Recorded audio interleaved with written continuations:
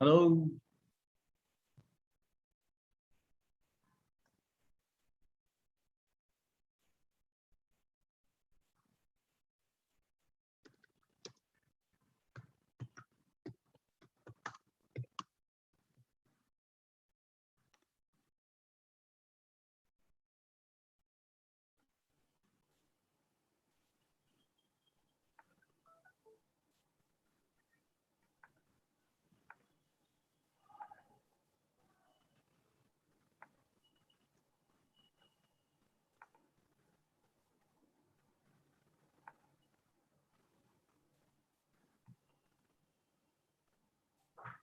Yes, so good evening, everyone. Welcome to our webinar on genetics and prostate cancer, organized by International Association of Oncology and sponsored by AstraZeneca and MedGenome. So thank you all for joining this evening. And this evening, today we'll be discussing on prostate cancer. So, yes. So as we all know, prostate cancer is one of the commonest cancer that is seen in men. So today we have picked up this topic and we'll be discussing about the possible diagnostics and treatments that is available this during these days. And we have got the top medical team who will be discussing about this. So before we begin, let me introduce to you our organizer, that is International Association of Oncology, which is one of the world's largest professional association for medical oncology and life science professionals. And we are into organizing several research programs, international forum for researchers, academicians, doctors, and practitioners for sharing knowledge and innovation in the field of healthcare, oncology, and life science. So IU brings and advance the application of medical oncology to the public. IO delivers access to its members, the industry's most essential technical information, by organizing conferences, workshops, annual convention, meeting, and provides networking opportunities. Have the to stay current in their chosen profession, connect with peers, and invest in their future.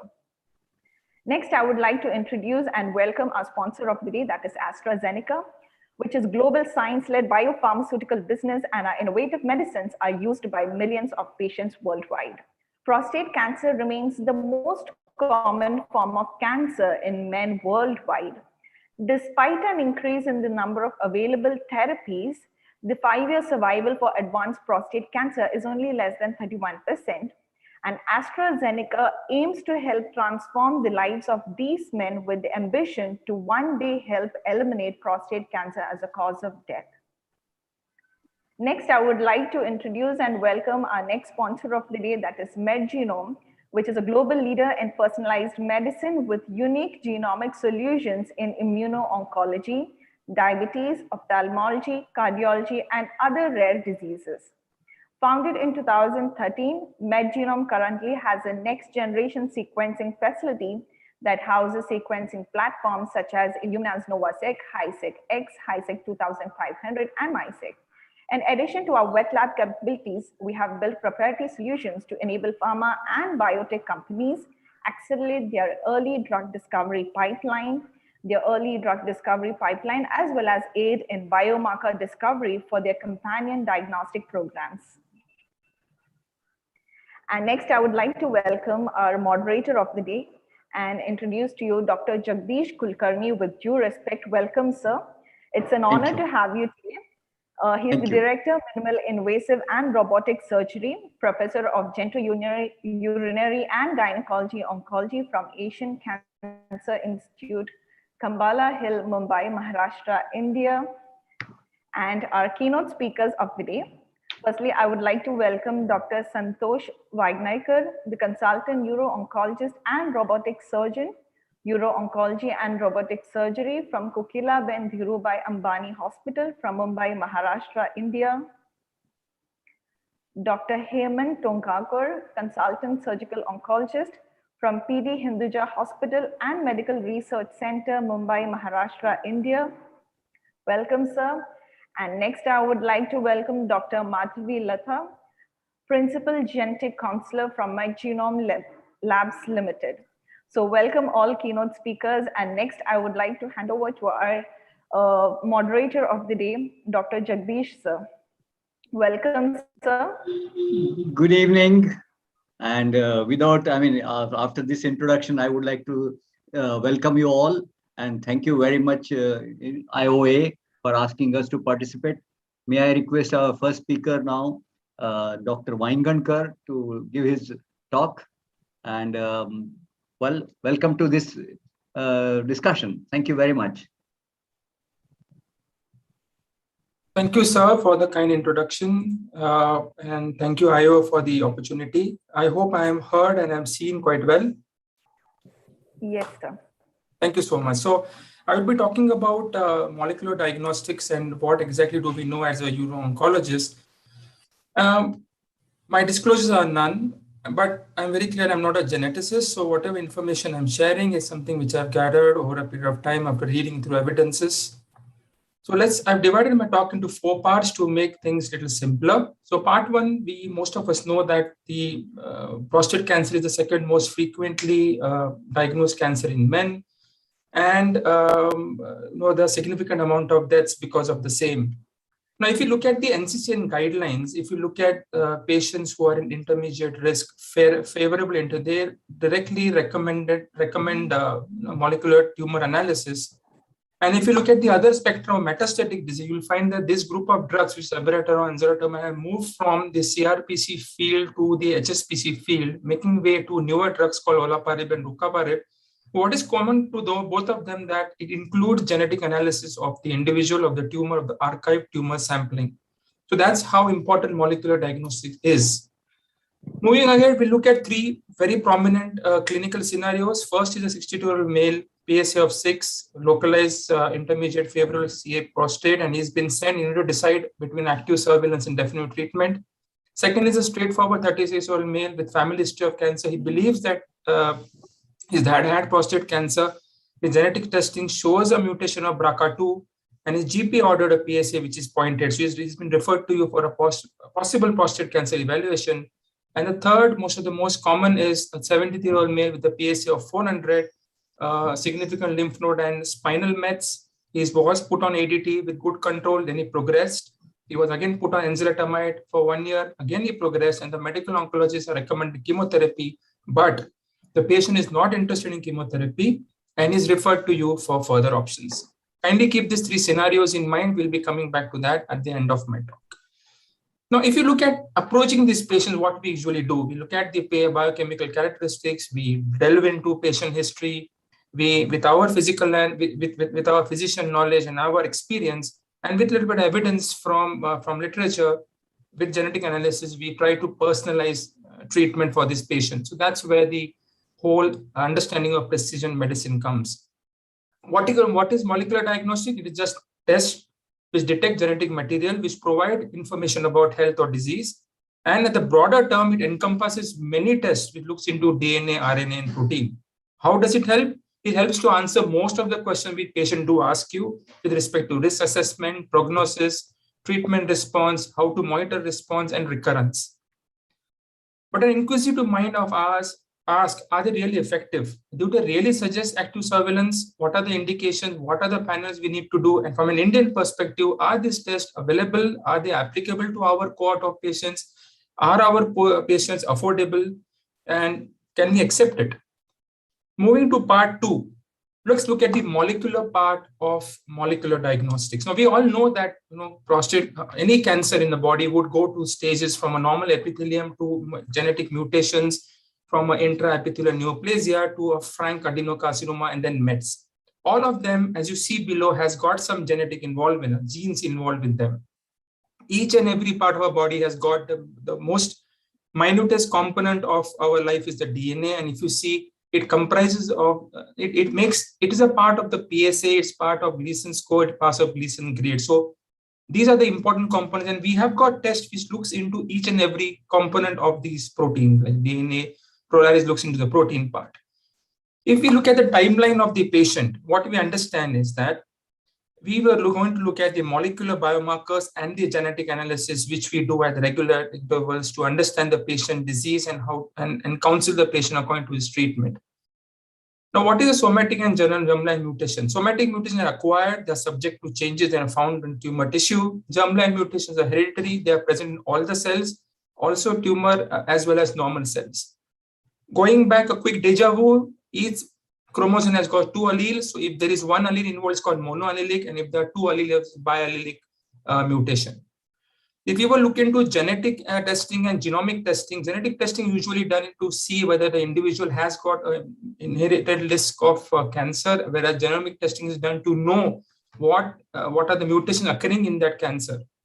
Genetic testing involves looking into a small group of genes, and this can be obtained from normal cells like saliva, and you can progress and do, and you can understand, analyze, and decide the treatment for the patient. But in genomic testing, we need to look at the bigger picture. We need more cells. So we look into tumor cells, and that helps us to understand patient diagnosis, is advanced stage, and influence therapy. Mutations in prostate cancer has 5 pathways. The most common is the DNA repair pathway, which includes the HRR and the MSI mutations. How it helps? If you go to germline somatic, helps to understand the family and the patient risk and take proper decisions. If you go into therapeutic implications, it helps us to understand whether PARP inhibitors would help in treating these patients. From genetic point of view, 5% are pure inheritance, rest are of mixed inheritance. What happens in genetic patient has 2 alleles, one already with a mutation, but because of a second impact, the other allele is also damaged and patient presents as cancer. These are the panels. Why it is important? Because if you see BRCA2, one of the patient had shown, has got up to 8.6% increased risk of producing cancer in the patient. As far as acquired cell is concerned, if these patients have got normal alleles, they have a spontaneous mutation which occurs in one of the alleles. They just carry it throughout, and when they have a second tumor-driven event, both the alleles are affected and cancer manifests in the patient. These are genes in prostate cancer. I will move on to part 3 and look at the biomarkers. Now, as I said, this is a slide which I showed you. They have suggested to do molecular tumor analysis in patients in favorable group in the NCCN guidelines. And these are the common tests which look at the GP score, that is the genomic prostate score, and they tell us information whether the patient can go on active surveillance or patient may need adjuvant therapy later on, depending on his risk of metastasis, low risk or high risk profile. So we have Oncotype, Myriad, and Decipher.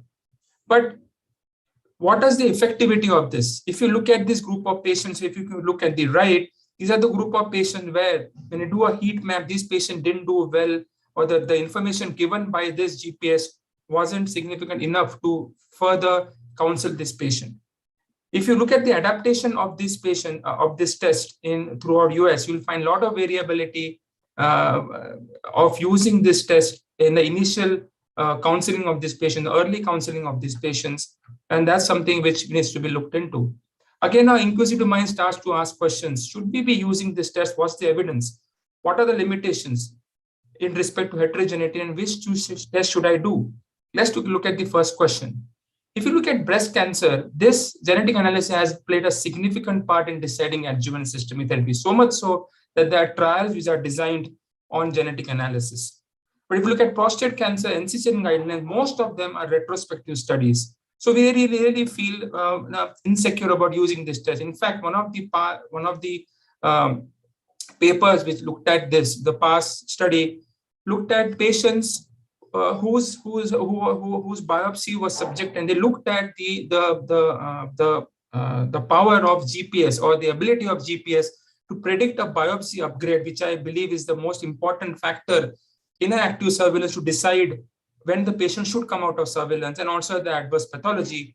We found that the GPS, or the genomic prostate score, didn't really help to predict the biopsy upgrade. In fact, in adverse pathology prediction, when they used model 1, the prediction was fine, but when they shifted and added PSA density, another parameter for model 2, the significance dropped considerably.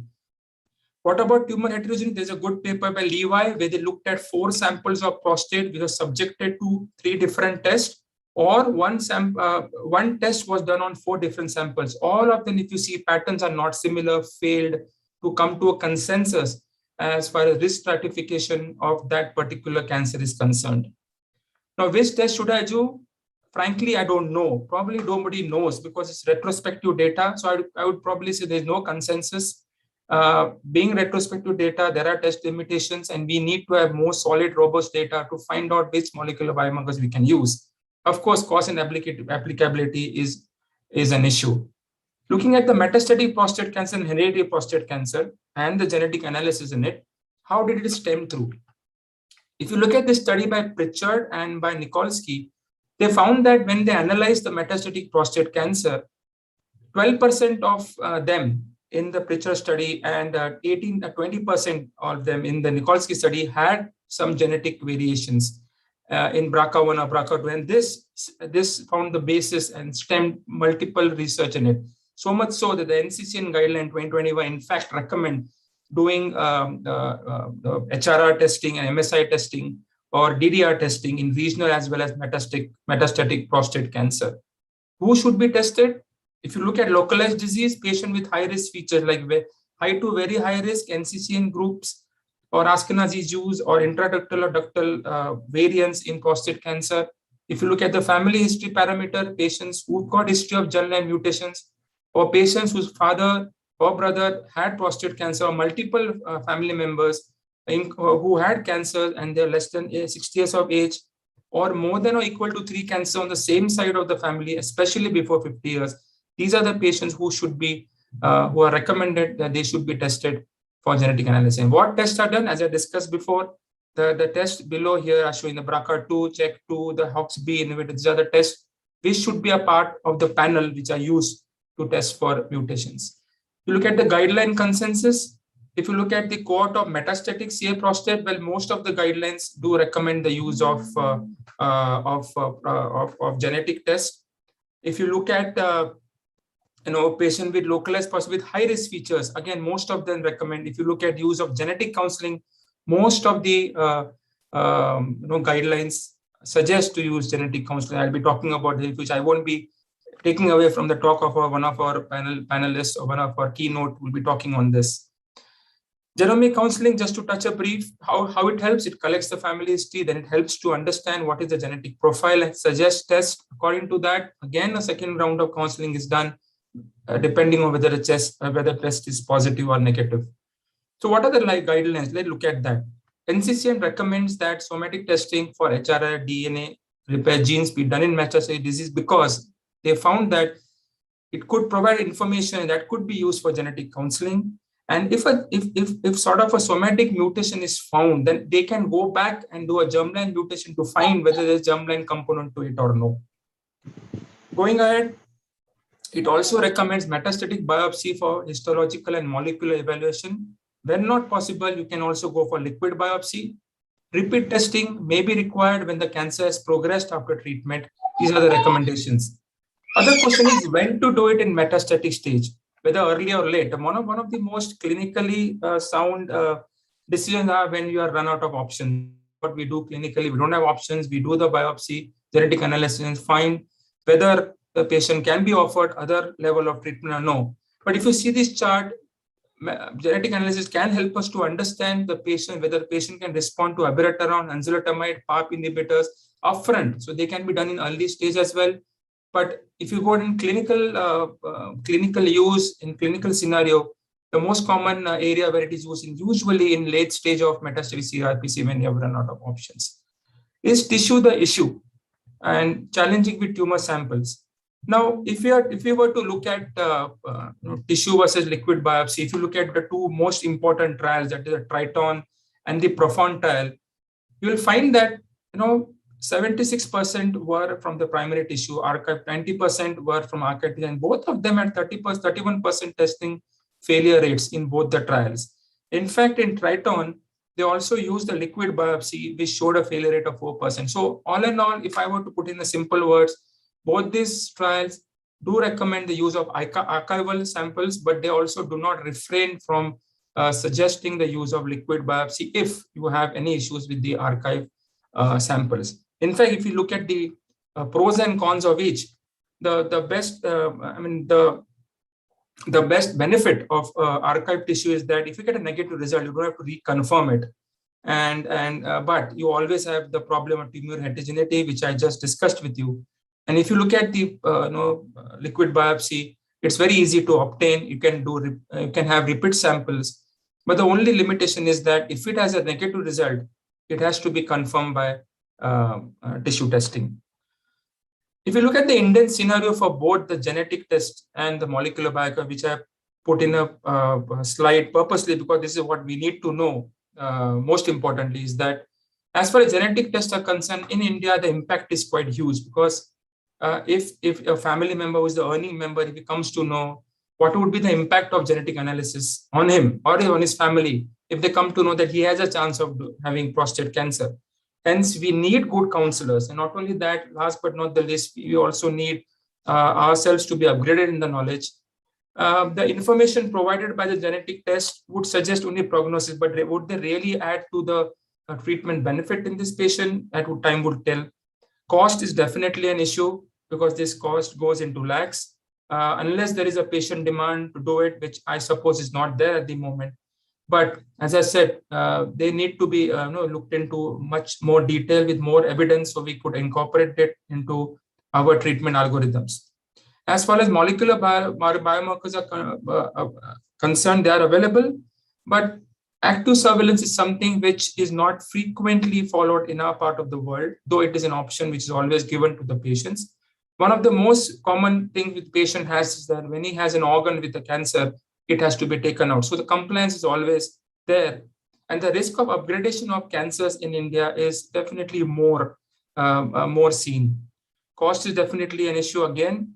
And as I said before, validation of these biomarkers or the impact of these biomarkers, the outcomes of the biomarkers are yet to be more clear, more solid, which would help us to understand they have got good clinical outcomes and encourage us to incorporate them in our treatment algorithms.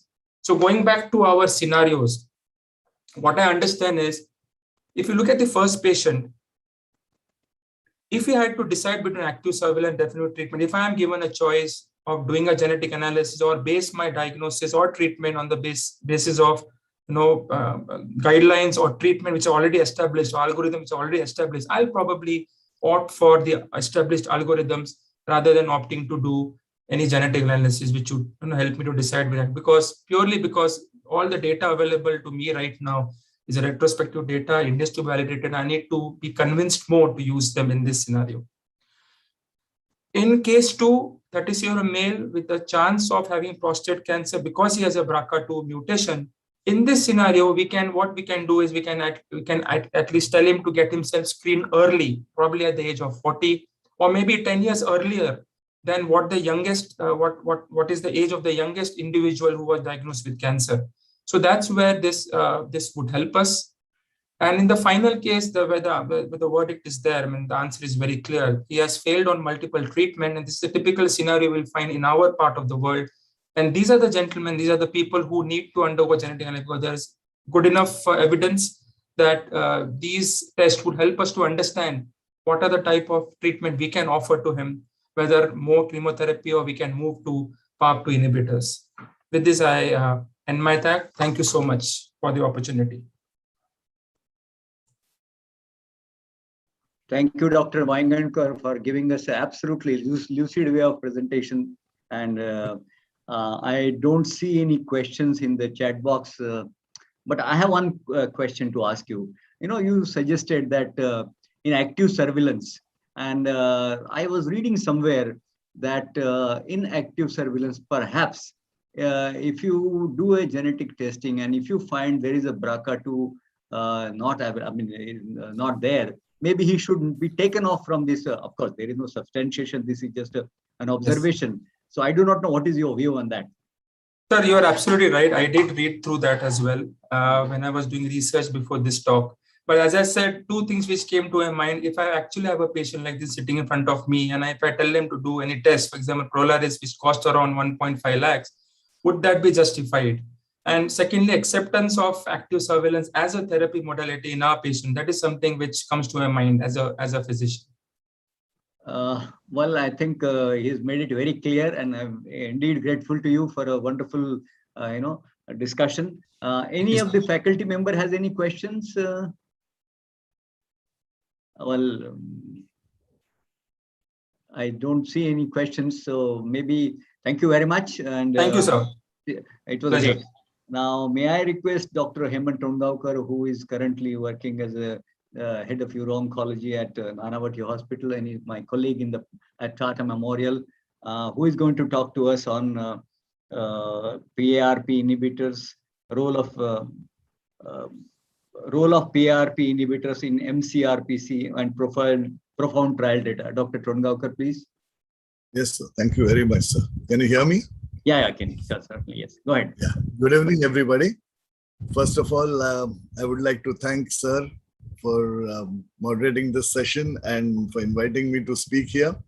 And I would like to also thank the organizers for giving me this opportunity to speak on PARP inhibitors in mCRPC with a special reference to the PROFOUND trial. May I share my slides, please? Yes, sir.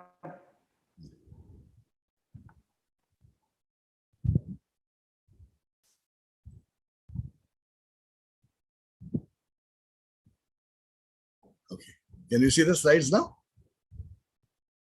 Hello? Yes, it's visible. Hello? Sir. Yes, sir, it's Sure. visible. Okay. Yeah. Okay. As we know, prostate cancer ranks 16th as far as the cancer incidence is concerned in India, with a reported incidence of roughly about 6 per 100,000 population. And of course, it varies in various parts of the countries. And this is much less than what is reported in the West. But over the last couple of decades, the number of patients with prostate cancer has remarkably increased in India. And it is today the #1 urological cancer that we see. Well, most of the patients with metastatic prostate cancer would go on to develop castrate-resistant prostate cancer. And the time that is taken usually to develop a CRPC is anything between 18 to 36 months from the time of diagnosis.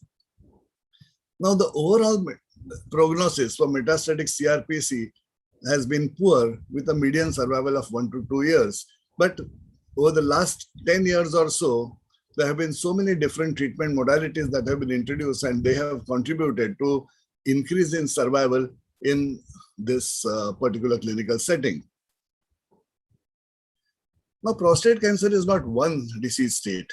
It is actually a continuum of multiple disease states, starting from a localized cancer and going on to metastatic CRPC.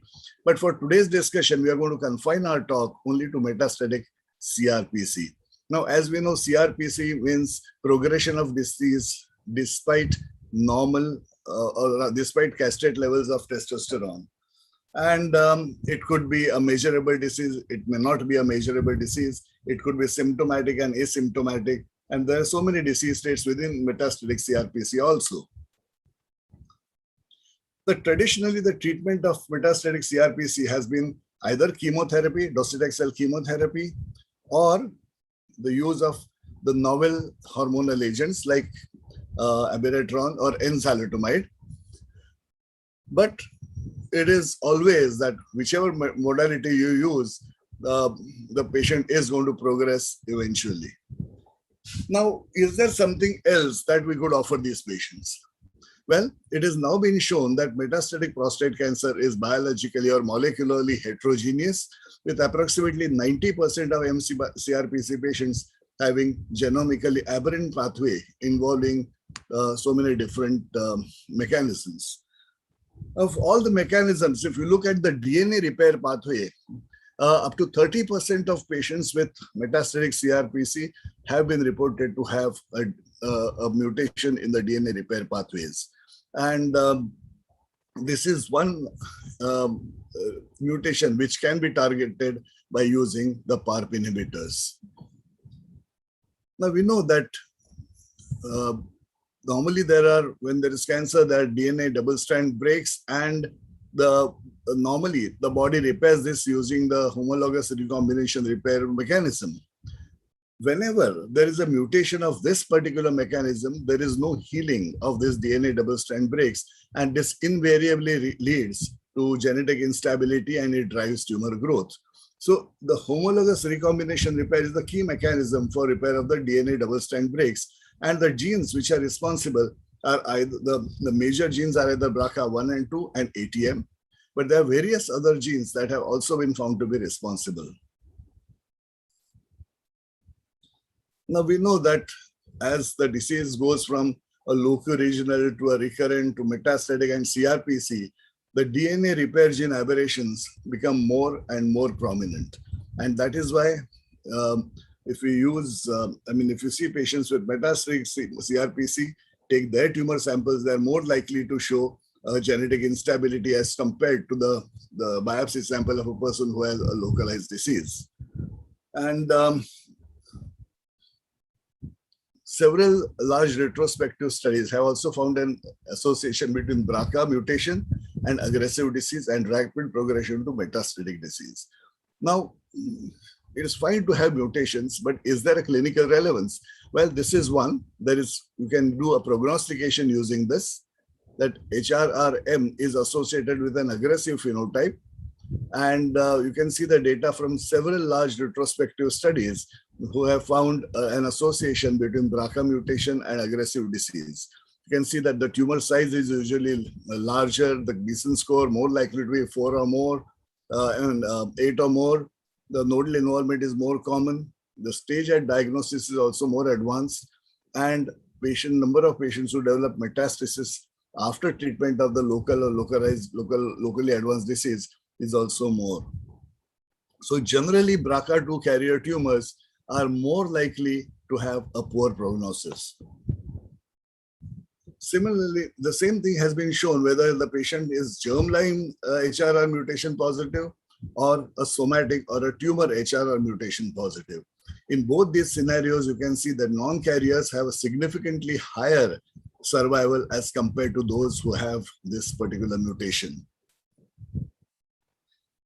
Now, prognostication is one part, but having this information, does it help us in our clinical practice? So this is the PROFOUND trial, which was published in 2020.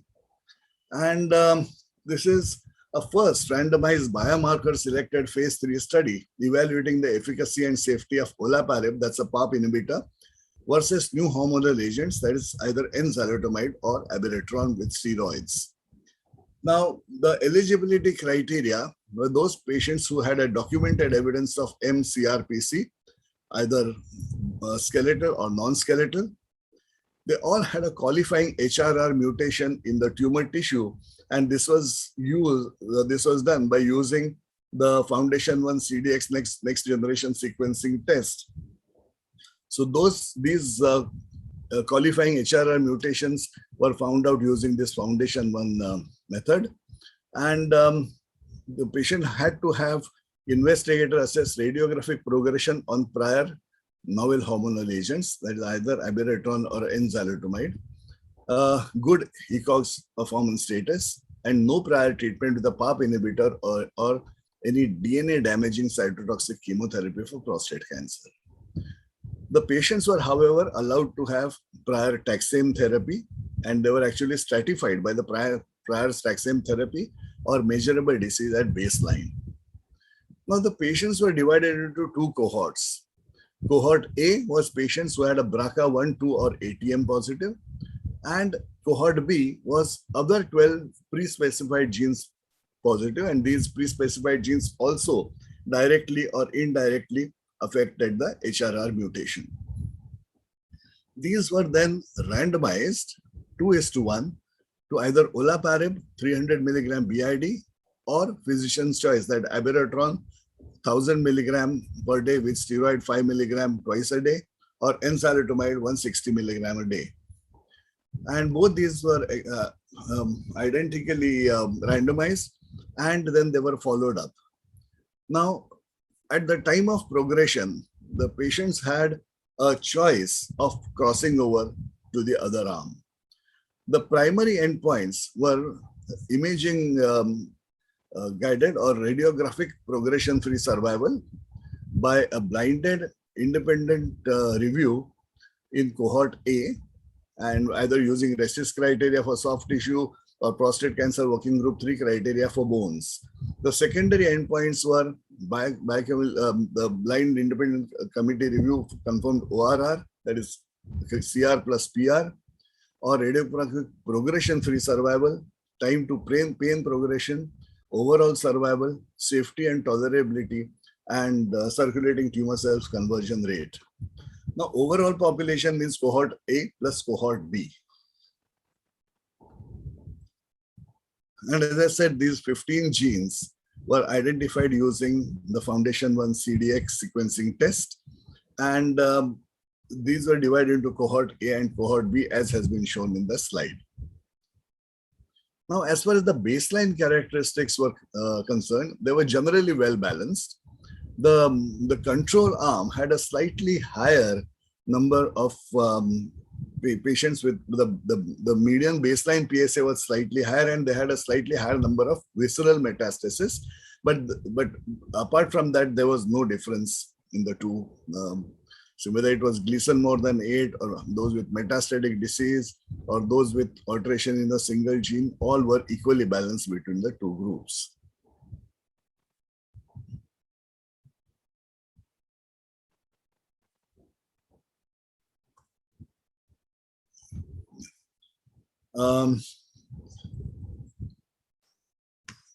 And the commonest, the gene alterations that were reported were those in BRCA2, ATM, and CDK12.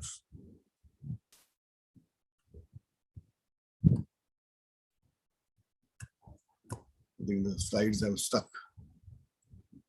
Not able to go down. Yeah. Now, as far as the primary endpoint is concerned, I told you it is radiographic progression-free survival. It was found that olaparib significantly improved the primary endpoint, the radiographic progression-free survival in patients with alteration in the BRCA1, 2, or ATM, that's cohort A. And you can see that the survival is significantly higher. It's more than double actually. It is 7.39 months versus 3.55 months, with a median difference of 3.84 months, a hazard ratio of 0.34, and P value very, very significant. So that means olaparib significantly improved the radiographic progression-free survival. And the survival benefit was seen across all pre-specified subgroups, including, what is important is those who had received previous taxane also. So it is important to know that whether you use olaparib before or after chemotherapy, it is still going to work. So that's one of the major takeaways from this trial. Now, significantly more patients with alterations in these BRCA1, 2, or ATM had an objective response. The objective response is CR plus PR, and you can see this is 33.3% versus 2.3%. So it is a very, very highly significant difference.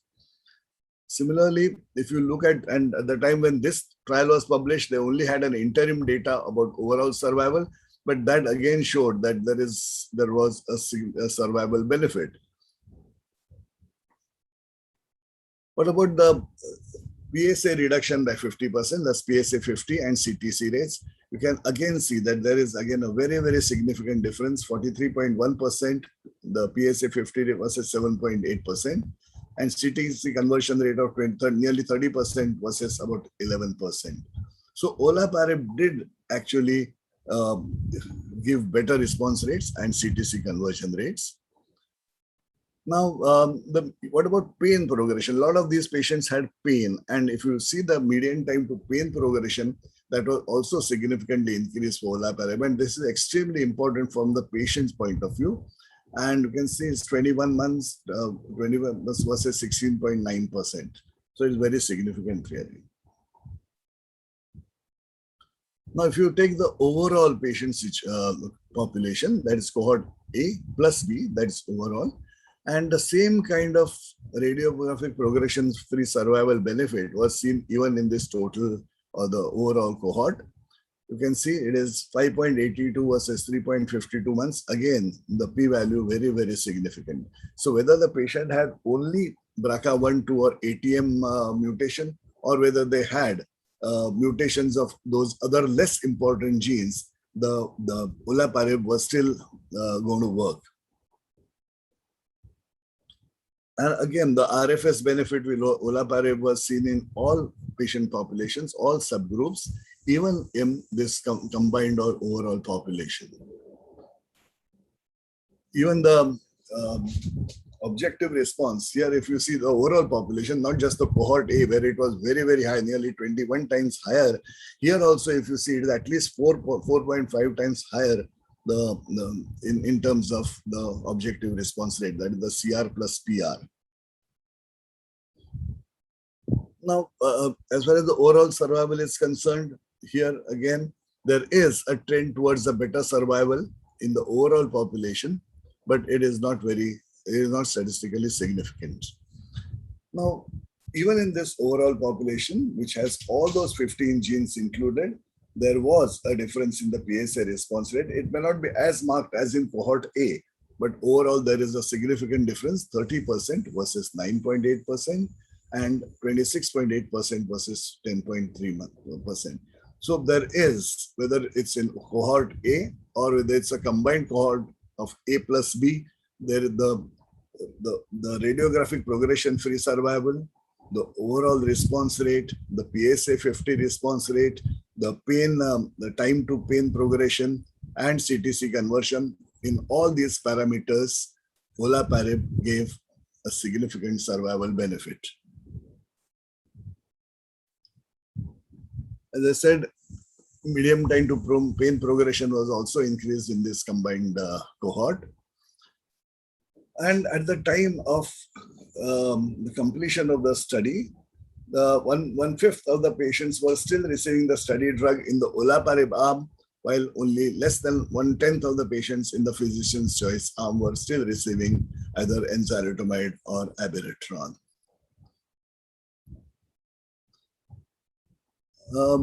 Well, whether it was a pre-specified sensitivity analysis based on investigator assessment rather than a central review assessment, the results were actually the same. Now, later in 2020, even the overall survival results were published, and those showed very clearly that there is a significant final OS benefit in patients with BRCA1, 2, or ATM, that's cohort A, and olaparib reduced the risk of death by 31% as compared to the physician's choice of treatment. And this is despite substantial crossover of more than 80% at the time of progression. So actually, the benefit will be much more than what is reported, but it has been reduced because of this crossover. And you can see that there is the difference in survival is 19.1 months versus 14.7 months. And this is after the crossover also, the same thing persists. This is in the combined cohort. The last slide we saw, that was the cohort A. And even in the combined cohort, if you see that there is a survival benefit, although the significance is just marginal, and the same thing persists even after crossover. So there is an improvement in survival in cohort A, very statistically very significant. In a combined cohort, just a borderline significance or not significant at all. Yeah. So what is the conclusion of all these studies?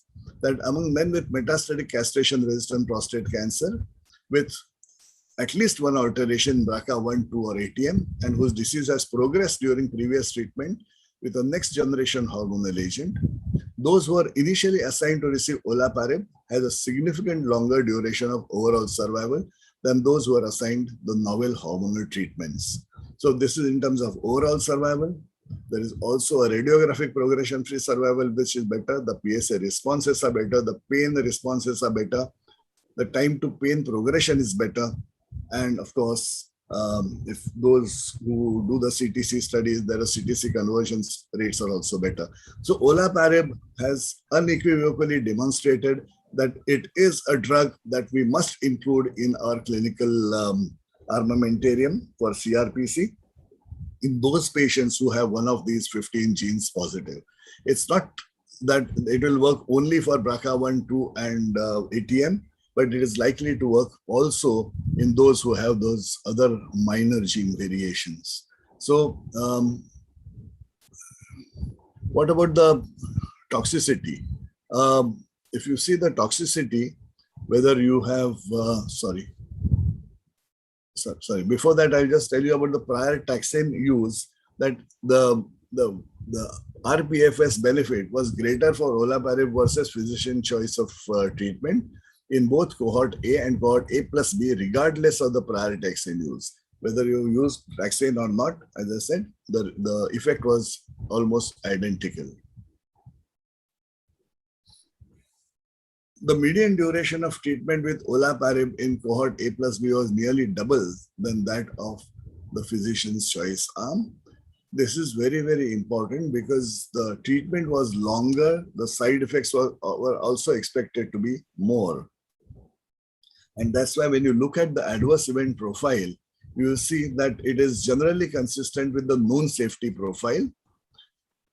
If you look at any morbidity, then it is 95%, but those with grade 3 or grade 4 were only about 50%. And the commonest toxicity was anemia, nausea, and fatigue, decreased appetite. In both the arms, there were a few patients who had a pulmonary embolism, but the cause of that was not really demonstrated, and there are no reports of MDS or AML. Adverse events of special interest for olaparib were generally consistent with the known safety profile, like hematological toxicity, MDS, AML, pneumonitis, pulmonary embolism. We expected these side effects to be there, but they were not more than what are expected in this particular patient subpopulation. So if you look at the guidelines today, you will see that today, useful under certain circumstances. Now, the drug olaparib has now been introduced for the human recombinant repair mutation, and this is in the second-line treatment for CRPC. Yeah? Whether you use docetaxel or whether you used abiraterone and enzalutamide, in both these situations, it has been found to be useful. And that's why even the NCCN guidelines say that any patient who has a nodal disease or a distant metastasis, you must consider doing a tumor testing for HRR mutations as well as for microsatellite instability and mismatch repair deficiency. So it is a new and effective treatment option in selected patients. So thank you very much. I've tried to, in a short time, I've tried to give you an overview of the PROFOUND trial. Thank you. Thank you, Dr. Tongaonkar, for absolutely giving us a clear-cut guidelines and reviewing the whole data of the PROFOUND trial. The one question which is lingering in my mind is it the time for now think about whether olaparib can be put up at HSPC level rather than you wait for CRPC, and how far away we are from that? I think we'll just have to wait for the results of the trial. But I think for HSPC, we have such excellent drugs right now which are available that I don't think we should think of anything else right now. For CRPC, where we are really bothered about improving the survival, that is the time when it is useful. We have an additional treatment option, and that's very, very important. Well, is it likely to also replace the GnRH at all in the future with say combination, for instance, olaparib with anti-androgens? Would that be a combination you feel in future? I think olaparib will work in about 30% of patients. Okay. Well, so 70% in patients may not be eligible for olaparib at all. And that is why I think it is not likely to be in the first line of treatment. All right. I think he has made it very clear to us that, well, it is in select group of, but if you include all the other minor gene, aberrations can be taken care of, that will be all right. I do not think there are any questions. So can we go to the next lecture, keynote address by Dr. Madhavi Latha? And thank you very much, Dr. Tongaonkar. Now, may I invite Dr. Madhavi Latha, who is a genetic counselor. And I think this is a very good, you are counselor. I think that's a very important step for us. And the times have changed. We require to be, in the tumor boards, counselor to be there. You will agree with me. Thank you very much. Thank you, sir. Thank you very much for the introduction. And thank you, organizers, for giving me this opportunity to actually talk about counseling to the clinicians. So let me share my screen. Okay, is my screen visible? Yeah, okay.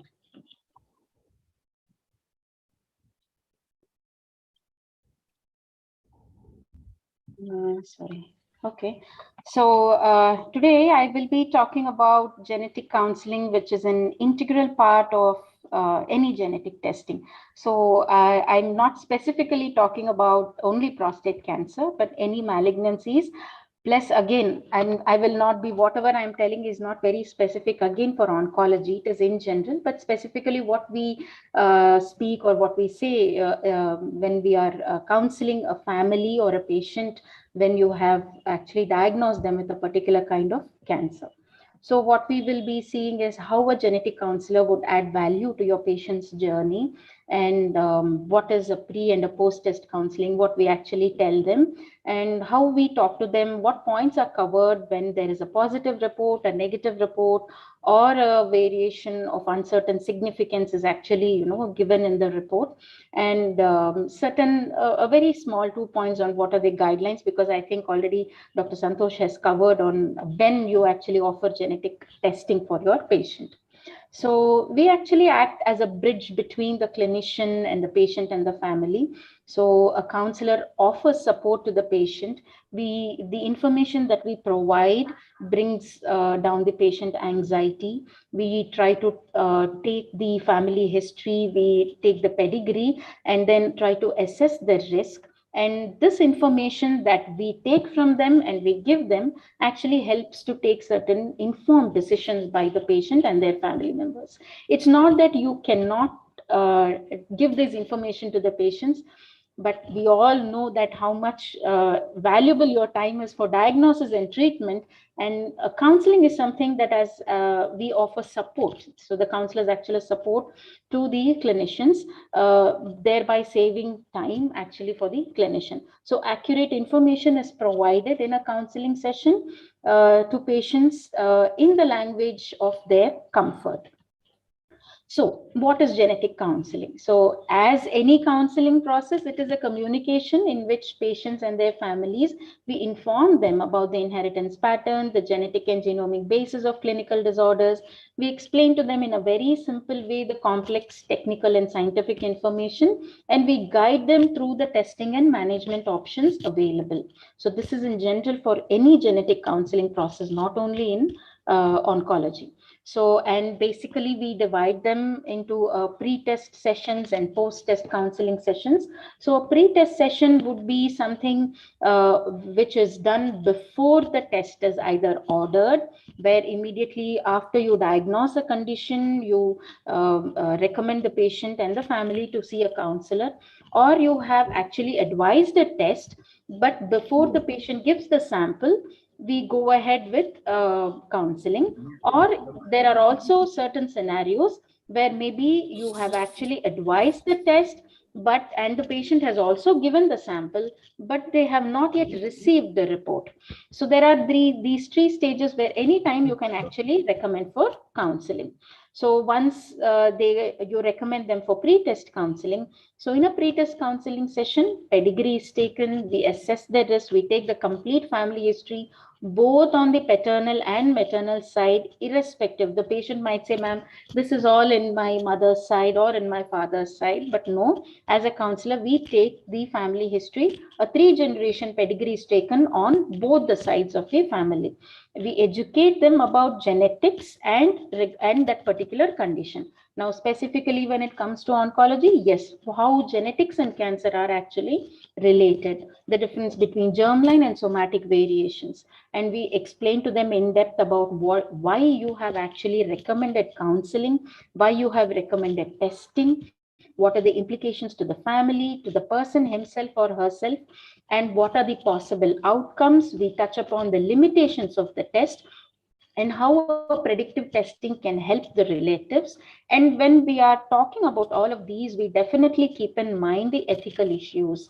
who is actually sitting in the session, who are all with them along with the patient, or sometimes it is the patient or only the family member, and what kind of questions are being asked, at what stage of treatment they are sometimes. This is also important. So when we are initially taking, we also keep in mind all these things, whether I'll have to give all the information at the same time, or I will have to schedule 2 more sessions, or just distribute or divide this into 2 sessions. So all these things are actually decided by the counselor, and the information is passed on. It is not that we just give all the information like a textbook. So that is about pre-test counseling. So when it comes to a post-test, as the term itself says, it is the counseling session that is scheduled or done, or information that is communicated after the patient receives his or her genetic test report. So we tell them what is the significance and impact, what are the scientific terms and meaning, how to interpret the results in the context of their personal or the family history, what are the implications for them again.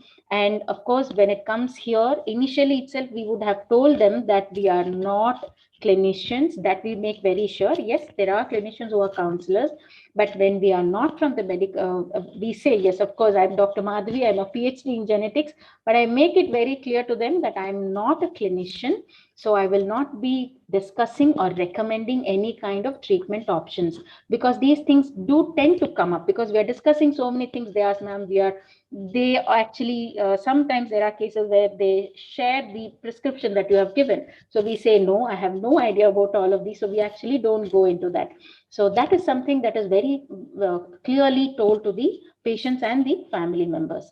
So what actually happens in the whole of pre and post-test counseling is, there is an increase in knowledge. They are made aware of the condition, they're made aware about the test, the disorder, and all this knowledge is given to them so that there is no increase in anxiety when to either the test or the condition. So when they go back to you after the counseling session, they do understand why the doctor is recommending these tests. Now, very importantly here, I also want to say that it is not only for germline testing. Many a times when there is sometimes even a fish test, sometimes there are people who call, ma'am, what is this, they ask, or especially when there is a tumor testing or HRR. So it might have a significance only to that individual, but then it is not a report that is something that they can easily understand. So they just want to understand what it means, because yes, they have paid for it, right? So even as a counselor, then yes, we actually explain what does it mean, because again, it is a genetic test report. So many a times people have asked, like whenever there was a colon cancer, they want to know, they have done BRAF or KRAS testing, and they want to do that testing in their child. So we have to explain the difference between a germline and a somatic testing. So these are certain things that a counselor actually can help. Now, the next thing that I want to say is, how do we actually go through a post-test counseling when there are different kinds of reports? So if it is a positive report, we discuss about the risk, what is the difference between the general population risk and the risk when you have a germline variation. And we recommend genetic counseling first for first degree relatives. We make it very clear, and what is the benefit of testing for carriers. And we advise them that you will have to go back for your treatment and other management back to your referring clinician. And very, very importantly, in positive reports, there are certain things that we keep in mind. One, for minors, when we are taking the family history, we see what is the age of the children, and in case there are minors, we do know that they are worried, they would be anxious. Many a times parents do the test only because it is going to help their children. So we say that genetic testing for minors, for adult onset conditions where you have no preventive therapy to offer, is not actually recommended. Of course, as you all know, there are certain conditions where we do recommend. There are other disorders, but not especially for BRCA1, 2, ATM and all these. Now, again, as I said, ATM now comes like in case the parent is a carrier for BRCA2 or ATM. Now, we do keep in mind that we take a pedigree. Remember, when you take a pre-test counseling, we take a both the side pedigree. In case there is some kind of malignancies in somewhere, maybe one pancreatic cancer, some young age breast, ovarian, even in one person. So we want to see that these people are not carriers for same kind, especially BRCA2 and ATM, where we know ATM homozygous variations. In case the parents are carriers, it can lead to another genetic condition. Now, it's the same way, it comes back. There are non-oncology, as I said, in case there are cases of telangiectasia, and then we see that the child, we are actually counseling, parents of a child with a neurological condition. Now we go back and we are taking the history. Sometimes we might find there is a history of malignancies there, and then our counseling session goes to oncology. Sometimes from oncology, it would go to neuro, because we want to see what kind of, if there is any kind of history on both sides of families, and we try to tell them about the recessive cases also. So this is something that we put a note there in case one person is a carrier for these kind of variations or variations in these genes. Now, if it's a negative report, we see what test was done, if only BRCA1 and 2 was done, or a whole panel was done, and then, or if sequencing was done or MLPA was done. So we will see what is the, we would know what is the family history, and what kind of presentation, in case there is a bilateral presentation and the person has come negative, or there is a strong family history, young onset, and then still it has come negative. Do I have to go for other genes? Do I have to go for other techniques also? So both for negative and BUS, these limitations in knowledge, limitations in technique are actually ruled out. And in VUS also, it depends upon what kind of variant of uncertain significance has come up. And we explain to them what a VUS is, if there is a necessity for co-segregation analysis, in case there is a family history. If there is no family history, we ask them to come to us for a follow-up. Now, usually sometimes we tell them that you would be regularly going for a follow-up to your oncologist. You might ask them to come for every 6 months or a year, depending upon how long the follow-up is. So we say that every 1 year or 2 years, you have to come back and talk to your either counselor or your oncologist, or even write to the company directly that you had done a test and in so and so year, this was a VUS, and what is its current stage, so that an individual can take certain decisions. So if it is a lady with a BRCA1 or 2 with a VUS, she might not be able to go ahead with certain kind of risk reducing surgeries, for example. Or you might not use the VUS to test the family members. But if there is a reclassification of the VUS, then certain other decisions can be taken for the family members or for the individual, and of course even to the clinician. So these are certain things that are actually touched upon in these kind of reports. And of course, this just 2 points, that when to do genetic testing, close blood relative with breast and ovarian cancer, specifically for, okay, when a man has Gleason score of 7 or higher with at least 2 family members of any age, or of course, as Sir was talking previously, when there is a metastatic prostate cancer. So it has been shown that it seems there is roughly 12% of men with metastatic prostate cancer do have inherited genetic mutation. So that is when, yes, you do recommend that they better go ahead and do a testing to rule out that there are no inherited variations. So to conclude, how it actually helps. So in case there is a personal or a family history, we take it, we explain to them what it means.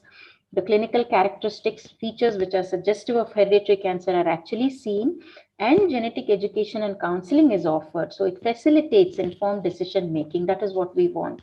So, and so that they also adapt to the risk and to the condition.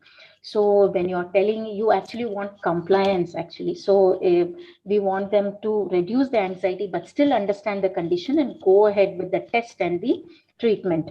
So all this information is given so that they can consider various medical uncertainties also in the medical management, understand their available options based on their results, and also understand the risks, benefits, and limitations of genetic testing. So before I end, I just want to say that at MedGenome, we offer genetic counseling face-to-face, by phone, Google Meet, Skype, Zoom, like this, and different languages, so that the information, that all the points that I have covered here, it has to go to them in the language of their comfort. So what we see is that either the patients or their family members, when you explain these things in the language of their comfort, it's more easy. And once they, and we try to see that when they go back to their referring clinician after talking to us, they are more receptive to whatever you have recommended or advised to them. So thank you very much. Thank you for your time. Thank you, Madam Lalita, for giving us an overview and absolutely telling us where should we go from here. One question which I always have is the anxiety in the children, and especially, female child, because she is the one who is going to drive the parent, rather father, to go for it rather than a male child. And how do you manage that? Because she is really worried. And today the whole world is changing. We are more having those female children who are more worried, and they actually make these things to go for treatment and go for counseling. What is your experience in that?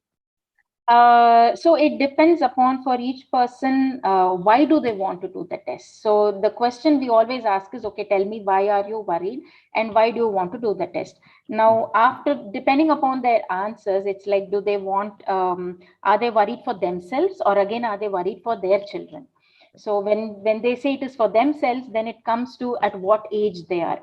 Are they, in the reproductive age, below their reproductive age, or beyond their reproductive age? So based upon these age factors, again, we tell them how this testing can help them, and we give them the limitation also. If you know your genetic status, how it is not going to help you also. So we present the scenarios for each one of them and then ask them. So, and I make, especially as a counselor, what we do is we take them through, okay, assume that you have got a positive. What are you going to do? Because especially, and we also tell them why counseling becomes important in genetic testing, because it's a permanent report. So that is something people do not realize. So once I know it's not going to go away. The germline variation is not going to go away. So this awareness of the your genetic status itself is going to bring about anxiety. So we'll ask them, do you want to know, first of all? So, and we'll ask them to weigh the pros and cons of knowing and not knowing, and then ask them to take their own time to get back to us and to take the decision. So that's how we actually approach this. Well, thank you very much. I have Mr. Sandeep Kumar Patel, whose hand has gone up. Please go ahead. What is your question? Sandeep Kumar Patel.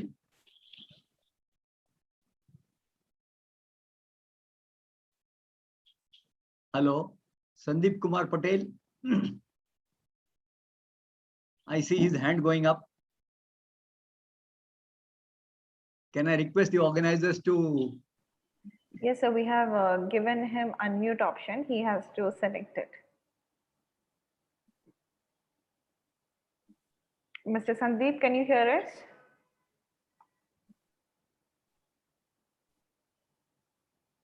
Or if you may put the question in the chat box. Yes.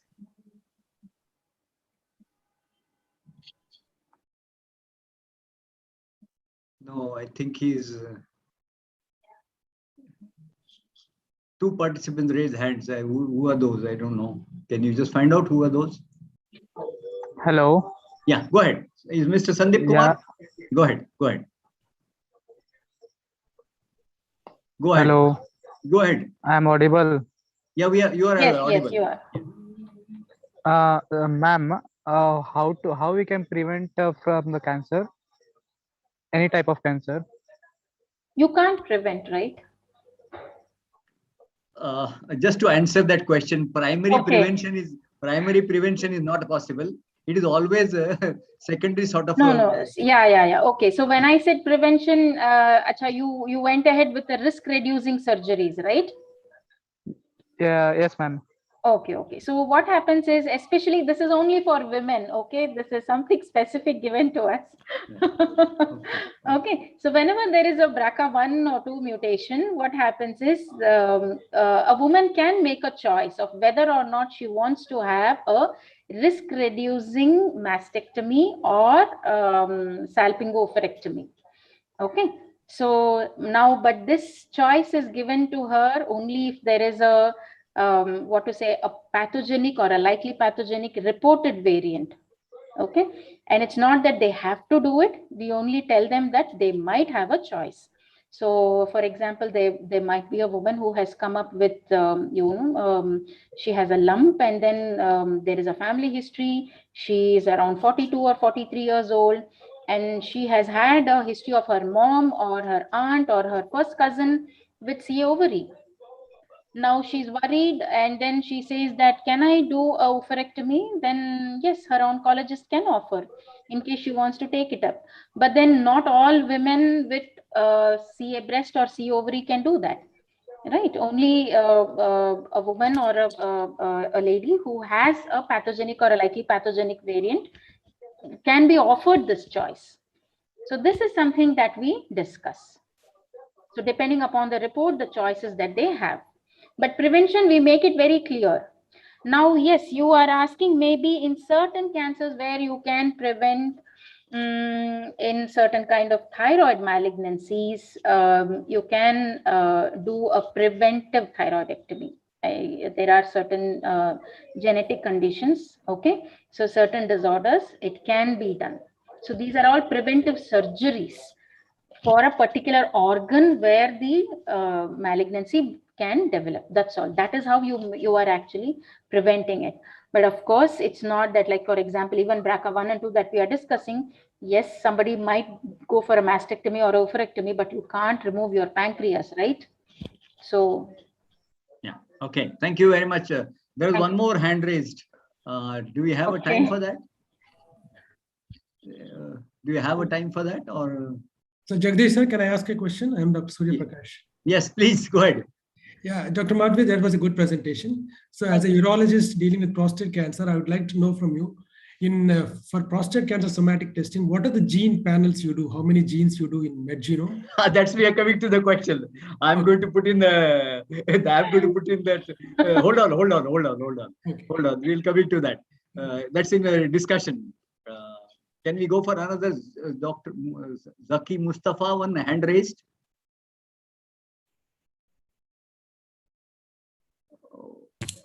Hello, good evening. Yeah. What is your question?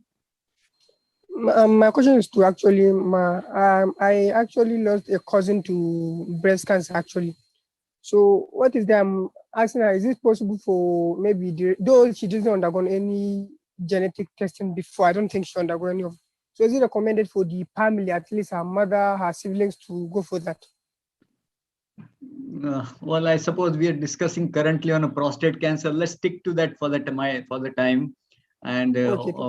I think let's stick to that. We have got a panel discussion coming up. Is there any more questions? I don't see anything now. Can we just go for the last item on this program? And that is a panel discussion. Can we go ahead? Yes, sir. Yeah, okay. Well, we had a very good discussion for an hour by now. And now we have got a panel discussion. The topic is genetic testing in mCRPC, challenges, insights, and way forward. And I've got a great panel, Dr. Ginil Kumar from Kochi, Dr. Srivatsa from Bangalore, Dr. Surya Prakash from Hyderabad, and Dr. Singla from Mumbai. First three are urologists, and Dr. Singla is a med-onc who is in Mumbai. Dr. Jain was supposed to be participating, but unfortunately he's busy in, I think, some emergency. So I'm sorry, he is not there. So we grant him that leave. Now, what I will do is, we are going to discuss, we heard everything about, which test to be done, what is to be done, and this, of course, what I will do is I'll put questions. I will give you the answers, like multiple choice questions, and then I'll ask everybody their opinion. So can we go further? Hello, can we go? Yes, sir. Yes, yeah. sir.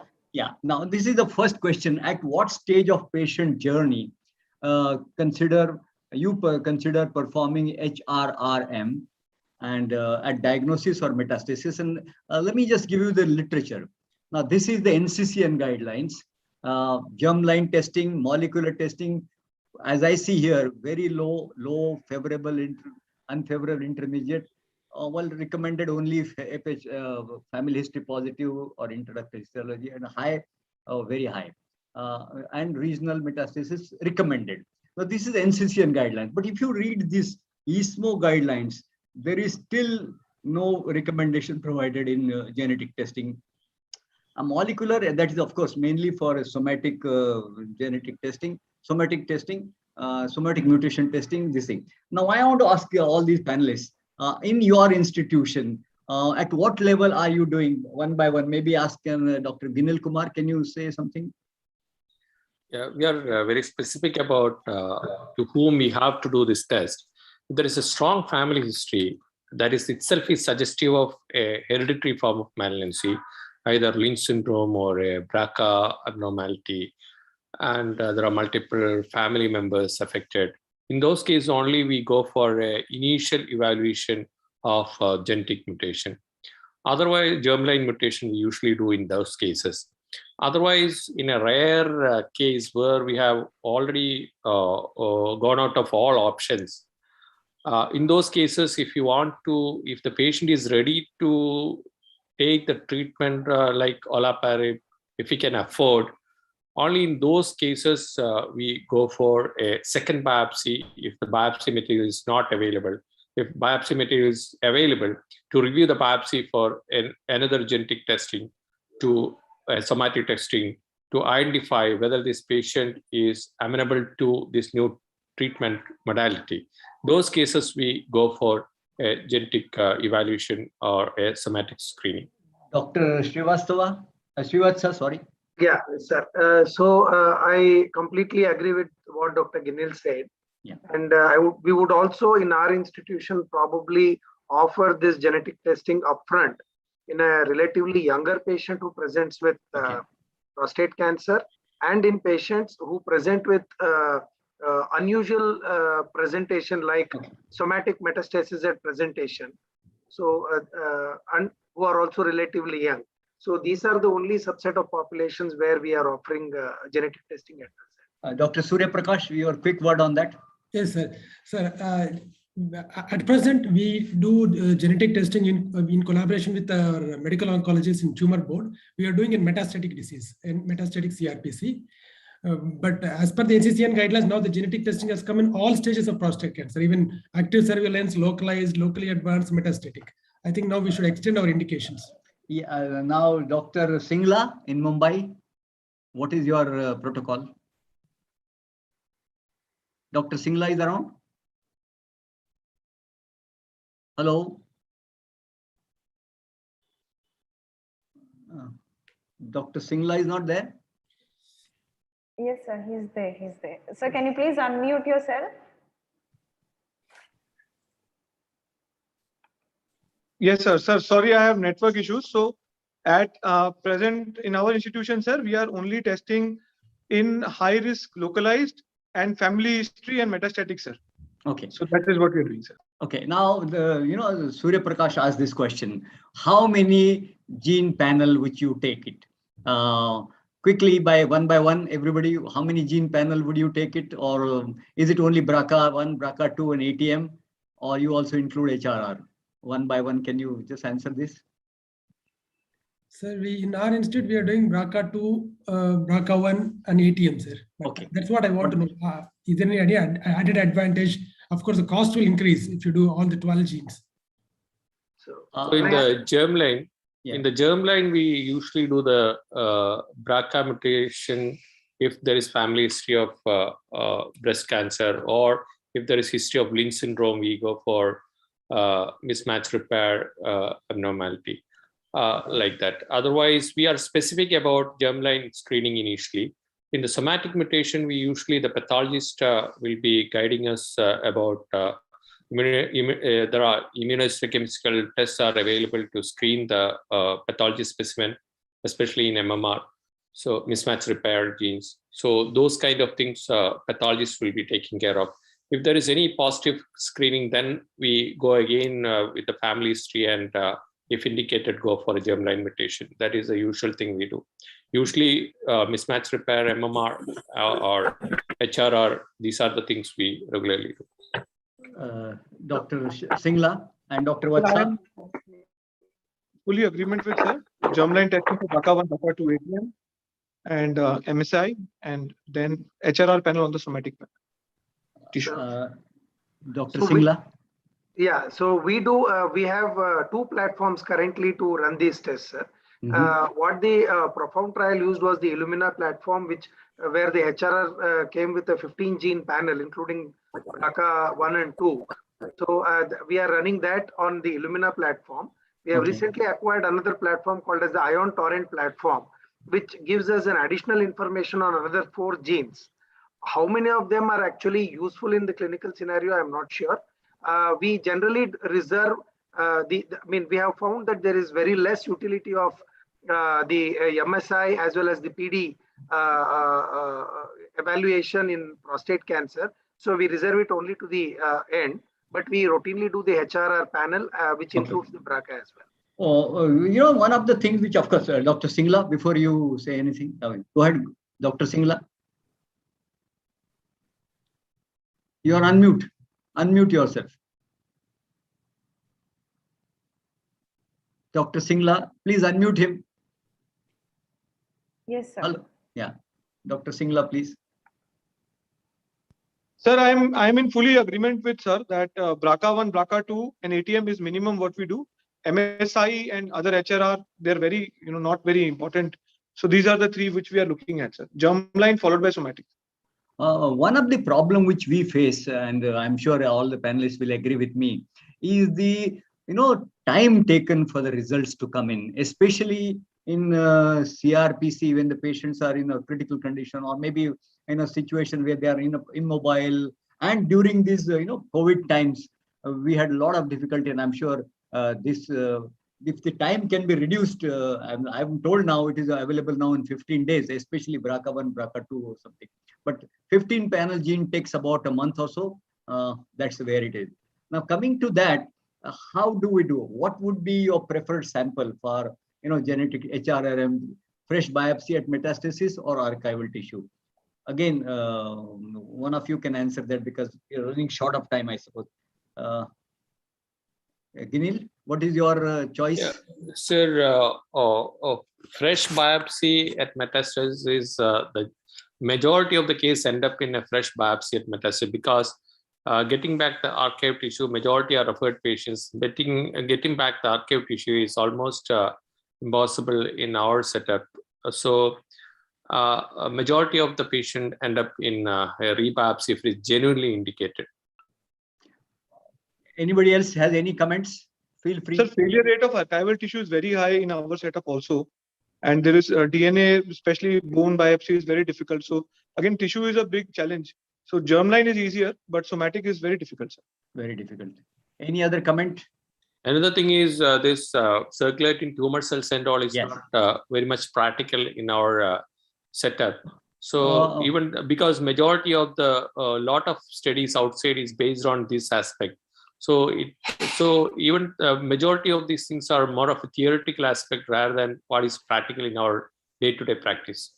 Ginil, I did have some experience with the CTC. That thing was always a very non-specific, and 5 cells per circular. I mean, per my high power field was difficult for me to buy that argument. So I think circulating DNA would be a better option than the CTC. Dr. Vatsa, you would like to comment on that? No, sir. Actually, probably the best thing to do would be the cell-free DNA, that is the cfDNA. Okay. The technology is now available. I think it is there in Mumbai. Okay. So over a period of time, I think cfDNA will probably take over all the somatic, because of a lot of challenges in somatic testing, as well as low yield on germline testing. Yes. I think we should be eventually focusing on cfDNA. Any more comment on this? I think this clearly says that metastatic tumor tissue, fresh tissue, will definitely have a better yield in terms of what we are looking for. Well, of course, this is what it is. Now, what would be, again, do we do in every patient germline and somatic, or germline alone or somatic alone? Any views on that? I'm talking about mCRPC. Sir, it depends on the tissue availability. If there is a liver metastasis, then I would like to biopsy the tissue and then send for somatic and germline together. If tissue availability is an issue, then we do germline first and then followed by somatic. That's what we are doing in our practice.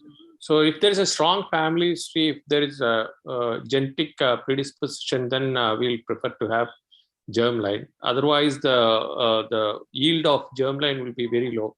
So probably unless if you are evaluating a metastatic scenario, probably somatic, and if required only to go for germline will be practically which is better.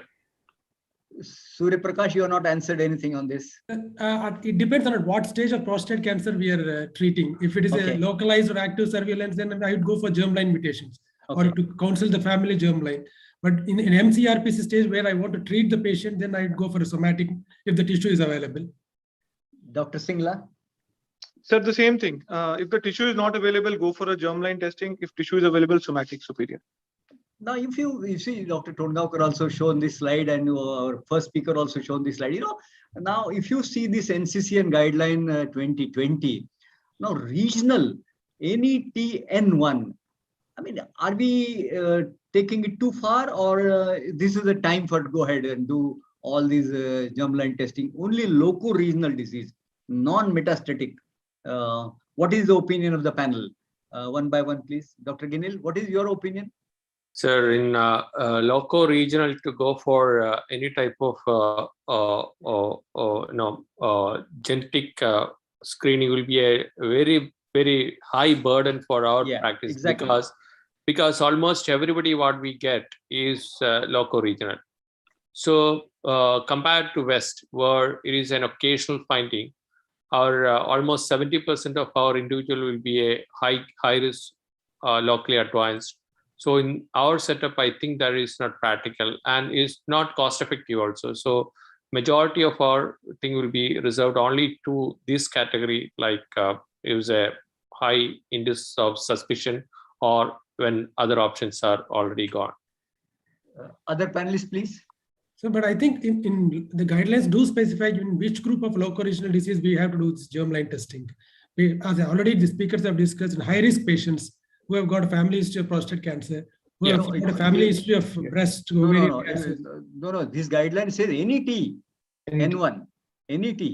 NET with the family history, No. This is, see, if you see this whole thing, if you go into other things, it's a different ballgame. But he's almost saying NET, N1, M0. So that was a little concern to me. But the clarification was not there before, after that. Anyway, Dr. Vatsa, your comment on that? No, I completely agree with Ginil sir, that it is a little too much to do for Exactly. Dr. Singla? Sir, if it is supported by the company, I would like to do it in all patients, because eventually it will be very difficult for them to obtain a tissue. If not, then I agree with Ginil sir. It's, I think, overboard. That's right. I think to me it appears to be a little overboard.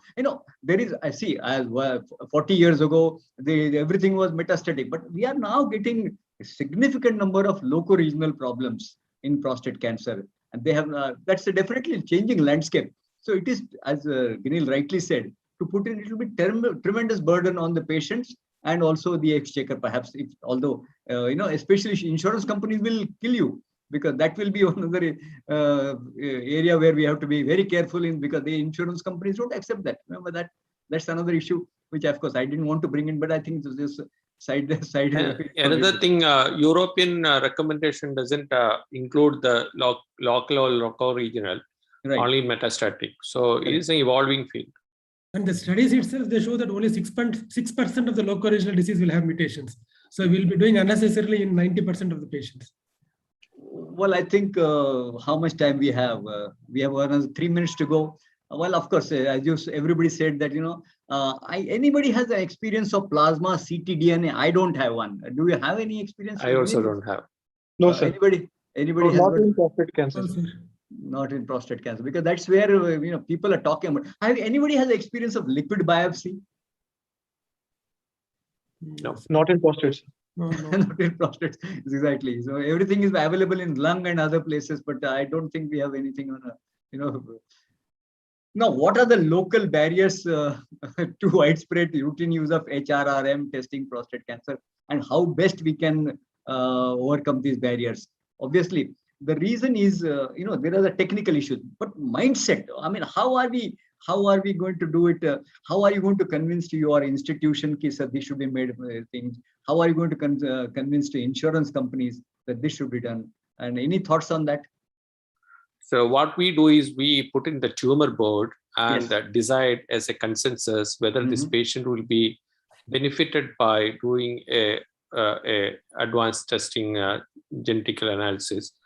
if majority opine that this patient is going to be benefited, then only we proceed at this juncture, because we feel that majority of the evidence is still evolving, and probably if it is cost effective, then only we can think of in our scenario. So we put and confirm with the other colleagues that this patient will be benefited to avoid a personal bias. Dr. Singla? Sir, I am in agreement. I think patient also has to play an important role in decision making. If you are not offering the therapy, then telling him that you are having a mutation leads to a lot of apprehension in the patient's mind. Why are you not treating me? We can't even tell them you don't require olaparib right now. So I think it's a informative decision that as a tumor board we take, and we involve patient in that decision making, sir. Dr. Surya Prakash? As of now, we are doing only for taking a treatment decisions, not for risk assessment or to know the prognosis. As Dr. Ginil said, we always take a decision after discussing in our tumor board with the medical oncologist and radiation oncologist, and then take a call. Dr. Srivatsa, your thoughts on this? I completely agree, sir. The one thing which, of course, is in my mind is, all these newer tests or something. You think in about next 5 years or so, you should be in a position to do it routinely? You think in next 5 years you will have that kind of availability in future? Not sure. Yeah, unlikely. Because gradually the medications are coming in this field. I know. So probably within 5 years we will be forced to do, because if we are going to have treatment modified with the new medication, then probably we may have to have the data about the patient initially itself when we are doing biopsy. So down the line, probably we will be going for more of genetic test when it is more available. Another consideration, sir, is that of late, I think I'm sure all of us will agree that we are seeing relatively younger and younger patients with advanced disease. I think even these subset of patients will eventually end up going through this evaluation and probably additional treatments. Yes. One of the thing which is, one of the questions which was asked to me was how reliable all these, these all genetic testings are absolutely reliable, or there is a lot to be desired. And especially, can we use it like see a lung, or can we use it like see a breast for that matter? Sir, I think the time is evolving, and in lung we saw that now the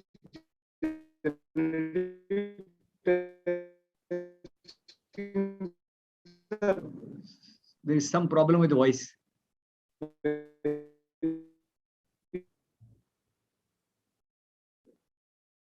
I think, can we go to the next question? Now, we had a good lecture on genetic counseling. In all cancers, we are doing almost. Okay. I think there is some problem. Anyway, let's go further. Let's go further. In 2-3 years. I think Surya Prakash, you have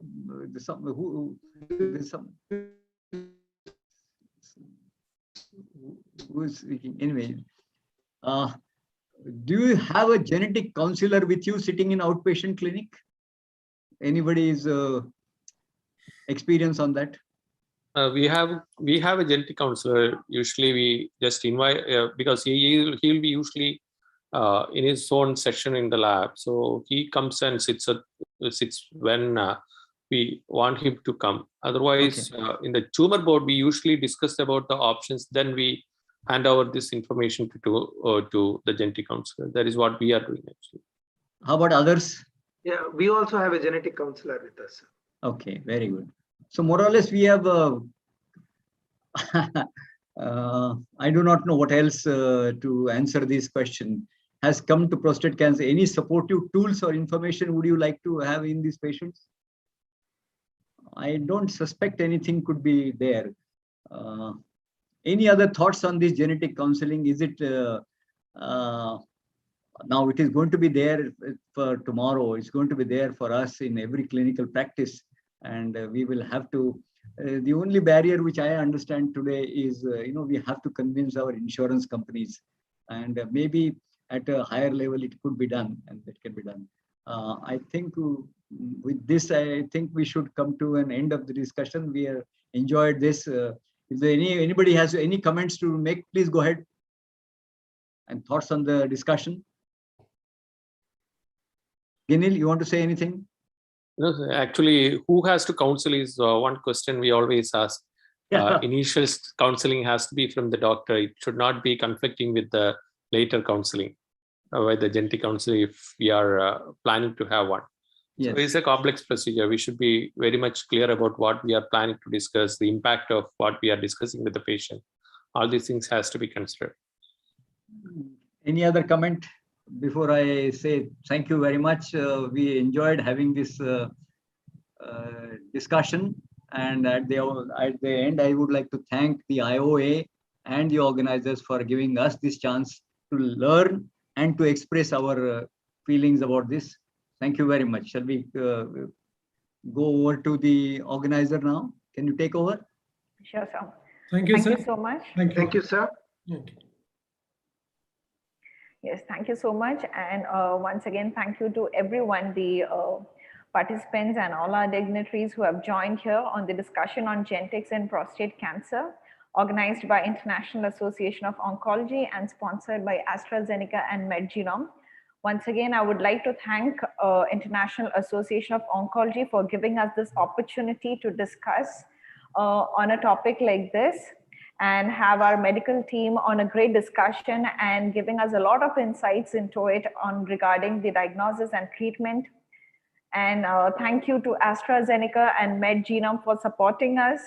And once again, a great thank you. We are extremely honored to have you, sir, this evening. Thank you to Dr. Jagdish Kulkarni. Thank you. Thank you, Dr. Santosh, sir.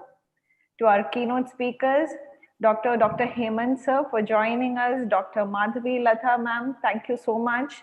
And our great panelist of the day, Dr. Srivastava, Dr. Jinal Kumar, sir, Dr. Surya Prakash, Dr. Shivam Singla. Thank you all. Thank you for your support and giving us this opportunity and being part of this webinar. Thank you all once again, and have a great evening. Thank you. Thank you. Thank you. Thank you.